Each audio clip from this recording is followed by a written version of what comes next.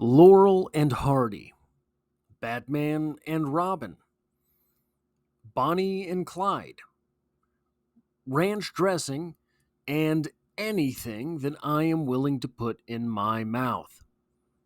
I do mean anything. Some things are just made to go together. Now, sometimes you can have one without the other. A Batman story is great on its own. Give me a spoonful of ranch dressing and I'm a happy man. I'm simple. But sometimes when we get in these relationships, you can have one without the other, but you can't have a whole lot of Robin without Batman. You can talk about the tiger on its own. It's a very interesting poem. The tiger mentions the lamb, but we don't have to dig into the lamb to understand it. But when we're talking about the lamb, guys, I think it really helps to bring in the tiger. And instead of it making the lamb a weaker poem, it might make it a stronger poem. Welcome to Strip Coverlet, where we squeeze the bigger picture out of literature. I am Adrian Fort, and we are here with another poetry discussion. A poetry discussion which will appear in 3 separate playlists here on the channel. Number 1 being the poetry discussion playlist, now approaching 700 videos strong. Number 2, 30 must-read poems. That's 30 poems you've got to read. I'm sorry, but that's your homework. And number 3, a William Blake playlist. This video will have 3 separate sections. After this, we will go into a brief biography of William Blake. After that, we will talk about the types of poetry for which William Blake is known. And finally, we will get into an analysis on the Lamb. So, who is William Blake? William Blake was born November 28th, 1757 in Soho, London. For context, this is the same year that Alexander Hamilton was born, and the same year that the Catholic Church went back on banning the works of, for example, Galileo, a major win for heliocentrists. They have yet to come clean on their crimes against the Cooliocentrists. Also, there were major developments in the Pomeranian War this year. His father, James, was a hosier, not a hosier. It means he made legwear. His mother, Catherine, was a homemaker and played a major role in his education and the education of Blake's 4 siblings. He would have had 6 siblings, but 2 died in childbirth. He took to both the Bible and engraving at a young age, and in 1772 the engraving earned him an apprenticeship which would last until he was 21 years old.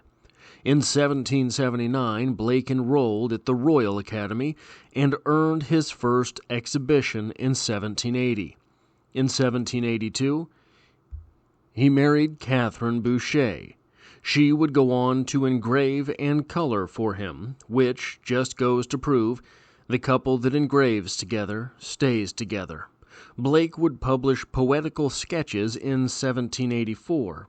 In 1789, Blake debuted Songs of Innocence, composed of 23 poems and 31 etched plates.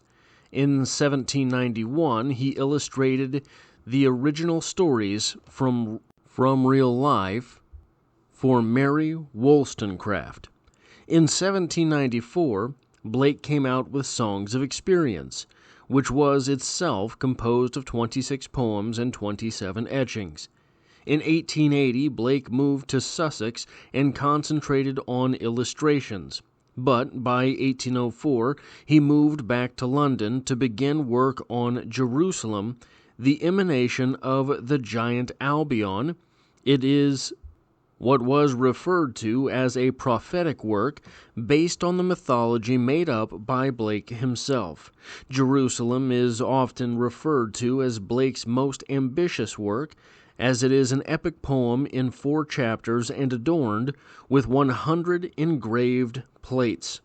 In 1826, Blake was commissioned to do illustrations for Dante's Divine Comedy, but Blake would never finish the series. On August 12, 1827, Blake worked on the Dante Commission, sang hymns, painted a portrait of his wife, and died, likely due to liver failure. So, what kind of poetry was it that William Blake wrote? Well, oftentimes he is sort of referred to as having written prophetic poetry, which is not necessarily poetry of prophecy as it was known in religion. It's something a little bit different, but also romantic. He was a romantic, so we're going to go over that. But real quick, the way, look, I know it's not kosher to cite Wikipedia. I understand that. But I wanted a good, clean quote for this, and this was the goodest and the cleanest that I could find. The prophetic books of the English poet and artist William Blake contain an invented mythology in which Blake worked to encode his spiritual and political ideas into a prophecy for a new age. This desire to recreate the cosmos is the heart of his work and his psychology. His myths often described the struggle between enlightenment and free love on the one hand, and restrictive education and morals on the other. Romantic poetry is a poetic movement of the late 18th and early 19th centuries that turned toward nature and the interior world of feeling in opposition to the mannered formalism and disciplined scientific inquiry of the Enlightenment era that preceded it.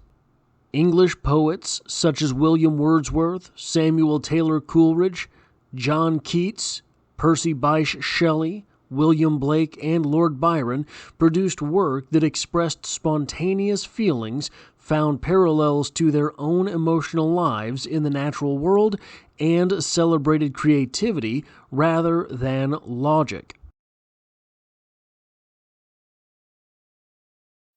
Little lamb, who made thee?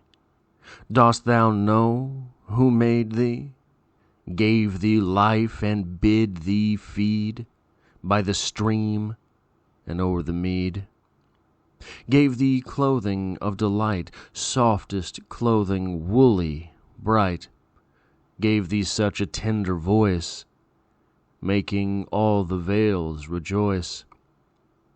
Little lamb, who made thee? Dost thou know who made thee?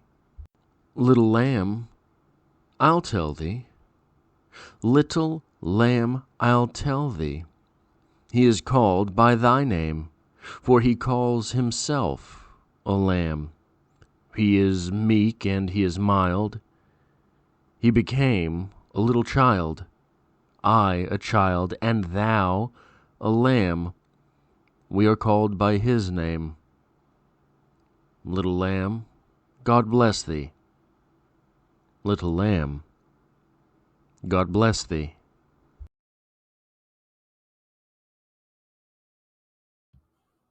Now, I want to start this discussion of the lamb, not with the lamb, but perhaps predictably with the tiger. These two poems are often taught in tandem, they are discussed in tandem. And where that comes from really is right here. Did he who make the lamb, did he who made the lamb make thee? So we have a direct reference to the lamb in, I think, the better poem, The Tiger. So the tiger references the lamb, but we go back up here to the lamb, and it does not reference, where am I? It does not reference the tiger. So, game over, case closed, GG. The lamb reigns supreme, correct? If it is the lamb that is its own poem and the tiger that references the lamb. The lamb has his own poem, but not so fast. I think what's going on here is perhaps not quite so simple as that. In fact, I think what's going on here is much more in tune with psychology than that. The lamb does not alarm. The lamb, even if you've never seen a lamb before, you see a lamb and you think, is that a tall dog? Is that a strange poodle? Right? It's not going to alarm you. But one of the things that is called out in the tiger is that fearful symmetry, right? Symmetry does not feel natural. Symmetry does not feel nature made. Symmetry feels alarming because of that. The tiger, in its appearance, alarms. If you've never seen a tiger before, I think if you spotted one in the wild, your hairs would stand up. I don't think that it would take having seen a National Geographic for the tiger to set off alarm bells. And what's going on here is emotionally, psychologically, when we're alarmed, we search for a frame of reference. So the tiger, the poem The Tiger, is referencing an animal that sets off alarm bells. So that poem, as we're reading it, the poem itself is circling the Rolodex for us and saying, do we have any frame of reference for this? Well, I'll tell you what, it's not a lamb, right? So I think that is what is going on there, and that's not throwaway. That's there for a reason, because we're going to come back to I don't really often like to go into biography, but I think that the little bit of biography that we're going to talk about in relationship with the poem today is something that is more sort of philosophical. So it's going to be important to what the poem might tease out for us. Now, we have that poem, The Tiger, and the tiger is praised in a strange sort of way, in the same sort of way that you don't have to like your enemy to respect your enemy. That's kind of how that is. It is a poem of respect, but the lamb here is outright praised. Dost thou know who made thee, gave thee life and bid thee feed by the stream and o'er the mead, gave thee clothing of delight, softest clothing, woolly bright, gave thee such a tender voice, making all the vales rejoice. That praise right there, praise is something that you might often hear in association with the lamb, if you take other contexts of the lamb into account. But it doesn't stop there. He is called by thy name. He is called by thy name. God is called by thy name. God is called the Lamb. He is meek and he is mild. He became a little child. I, a child, and thou, a lamb. We are called by his name, little God, or little lamb. God bless thee, little lamb. God bless thee. We have blessings here as well.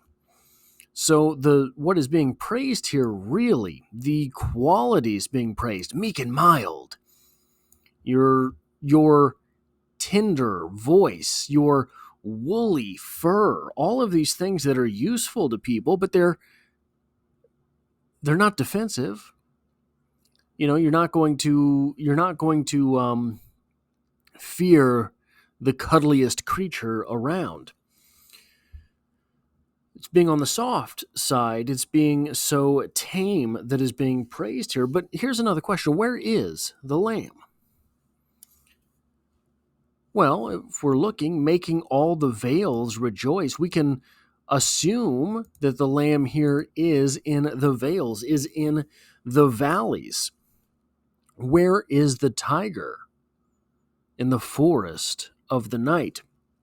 Looking down on the valley, there is forest that surrounds the valley, is there not? So, what does the forest often represent in literature? The subconscious. The forest, the darkness, the woods, the more or less the desert, kind of on the same line. It is the subconscious. And that is where the tiger roams. Your most dangerous part is in the part of you that you can't see, your subconscious. You don't know what's going on down there. You don't know what's happening in the sub of the consciousness. So it becomes dangerous. It becomes the tiger, which is to say that the other part of you, the part that is conscious, is this the lamb? Well, the poem certainly seems to think, hopefully, the rest of you is the lamb. But the existing in the valley, it's an interesting place to put it. You know, lambs, they're herd creatures, right? So they can live in a lot of different terrains, but they are placed here in this poem in the valley. Valleys often represent fertility. Okay, and you can work that in thematically. But I think if you were looking at these things in terms of strategy, the valley here, well, maybe it means fertility. Could also mean submission. You have the tiger, the killing machine, out there in the subconscious. And in the valley is where we have chosen to keep the lamb. Well, that's the kill zone, baby. So we're setting up a strange conundrum here for this poem. Who is the lamb? We get it right here in the poem. The lamb is Jesus. So why are we setting Jesus, or the triune, right? Father, Son, and Holy Ghost, they are all one. Why are we setting God up to be weak? Why are we setting God up to be a target? Well, this gets even worse, right? When you take into account William Blake wrote these poems. He chose what to write. He could have picked any other animal in tandem with the lamb. He didn't have to pick the tiger, but he did. He picked the tiger, and you have to believe he had a reason. So the tiger is an interesting choice because, like, if you were going to go with a big cat, well, why not a lion? Something regal, right? But you didn't choose a lion, you chose a tiger. The lion is sort of like maybe a sniper rifle, right? Something that is going to invoke fear, but when you think of a sniper rifle, you think at least it's a clean kill. The tiger, however, not regal. If the lion is maybe a sniper rifle, the tiger's kind of a double-barrel shotgun.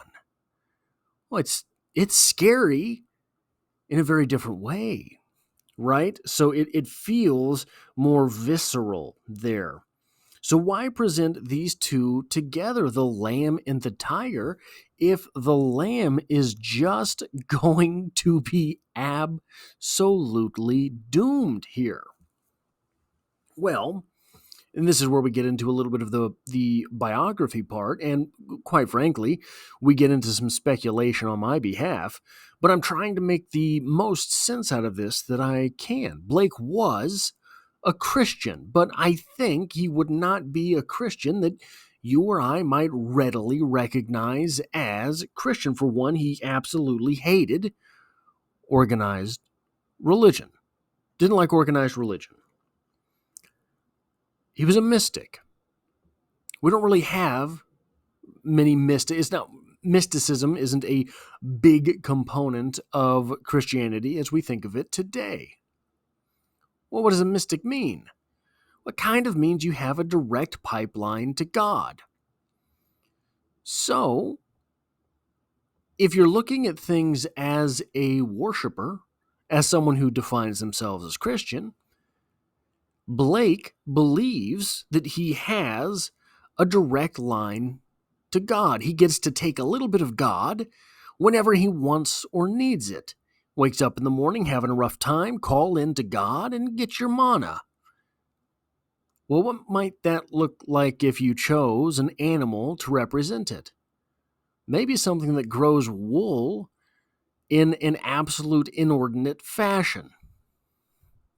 Okay, great. So we have that part of this equation from Blake's point of view, perhaps from the point of view that you have a direct experience with God. This is the same way as having a nice little lamb in order to kind of take some warmth with you whenever you need. So why choose the tiger? Still, the question remains. So if we have that direct line to God and we can conjure up that manna whenever we need, take a little bit of that wool whenever we need, you might think that would lessen the lamb. He's got to regrow all that fluff. Unless it's, religious magic. And we think that tiger would absolutely destroy that lamb, right? We'll be able to hunt it down in seconds, especially. He's got the high ground. The lamb is in the valleys, making people happy by meh. Unless that supreme evil, right? Because that's what the tiger is here, right? That supreme evil, the subconscious, the devil, the darkness, the unnatural, the symmetrical. If that can feast on the lamb as well, and the lamb provides forever. If this is a magical lamb, if this is a religious lamb, well, that might make the sense there. But we get down here to the end. Little lamb, God bless thee. Little lamb, God bless thee. We are called by his name, Legion. No. I think that this is a difficult poem. And I think that it is a poem that, more so than the tiger, lends itself to a supernatural type of explanation. The tiger, you can read that poem and think, oh, well, yeah, that's the subconscious. Oh, well, yeah, well, that's my selfishness. Oh, well, yeah, that's my addiction to powdered donuts, taking me out one bite at a time. The lamb, however, I think has very little explanation other than something that is religious. I think you have to accept that into the reading in order to get anything out of it. That's what I have for this poetry discussion. If you like or appreciate what it is that I do here, hitting the like button really does help me out, as it tells YouTube to share this video with other literature lovers. If you find yourself here by chance but not design, literature is the only thing I talk about on this channel, dropping multiple videos every single week. There is poetry on the channel every Monday, and as always, I hope to have you back for the next one.